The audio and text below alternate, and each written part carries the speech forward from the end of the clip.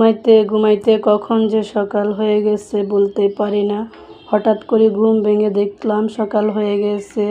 এখন জানালার পর্দাগুলো সরিয়ে দিচ্ছি, না গর্ত অন্ধকার হয়ে আছে, জানালার পর্দা সরিয়ে দিলে আবার ঘরে আলো ঢুকবে। প্রত্যেকটা রুমের আমি জানালার পর্দাগুলো খুলে দিচ্ছি। এখানে আমার দুইটা রুম তো তো ভিতরের রুমে আছে দুইটা জানালা, সামনের রুমে আছে একটা জানালা, তিনটা। সব কিছু একে একে জানালাগুলো খুলে দিচ্ছে। এটা হচ্ছে আমার প্রতিদিনের কাজ। তারপর যে মেন দরজা খুলে দিলাম। আমার দরজা খুললেই কিন্তু সুন্দর একটা দৃশ্য। এই যে দেখেন, আমার দরজা খুললে হচ্ছে ছাদ। দরজা খুলে যদি এমন দৃশ্য দেখা যায়, কার না ভালো লাগে বলেন। আবার আমার ছাদের ওখানে গেট আছে। এখন আমি গিয়ে ছাদের গেটটা খুলে দিব। আমি রাত্রে যখন ঘুমাই তখন আমি ছাদের গেটটা লাগাই দিই, এটা নিজের নিরাপত্তার জন্য। যেন রাত্রে আমি আবার উপরে একা থাকি, তার কারণে আমার অনেক ভয় লাগে, যেন রাত্রে আমি গেটটা লাগিয়ে দিই। আর এখানে এখন আমি ঝটপট এসে সকালের আমি যে কাজগুলো করি প্রতিদিনের, এগুলো আমি তুলে ধরলাম। আজকে আমি যে সকালবেলায় কী কী কাজ করি সেটাই তুলে দিলাম। বিছনাটা গুছিয়ে নিলাম ভালোভাবে। শুধু এটাই নাই, সকালবেলা কিন্তু কাজ থাকে, বিকালে কোনো কাজ থাকে না। সকালের দিকে যা ঝামেলা, এই যে পুরো আমি ঘরগুলো ঝাড়ু দিয়ে নিচ্ছি একে একে করে।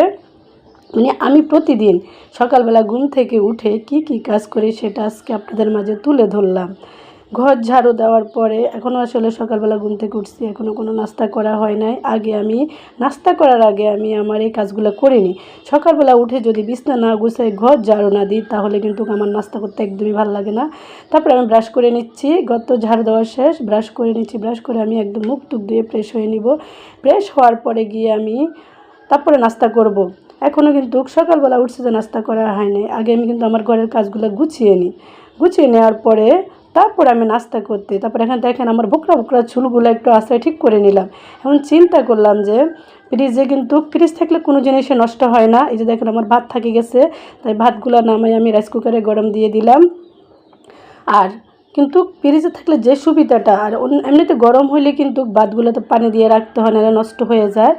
আর কিছুক্ষণ ভাত বসে দেওয়ার পরে চিন্তা করলাম যে কী রান্না করবো আজকে। এখন ফ্রিজে মাছ আছে, মাছটা নামিয়ে নিলাম।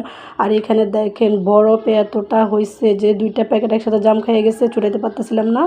আবার আমার হাতে কাটা লাগতেছিল, এই কারণে আমি মাছগুলো ভিজিয়ে নিলাম। যে প্যাকেট ছুটলে 1 প্যাকেট আবার রেখে দেওয়া লাগবে, কারণ এখানে 2 প্যাকেট আটকে গেছে, আমরা মানুষ কম, এই জন্য আমাদের 2 প্যাকেট লাগে না।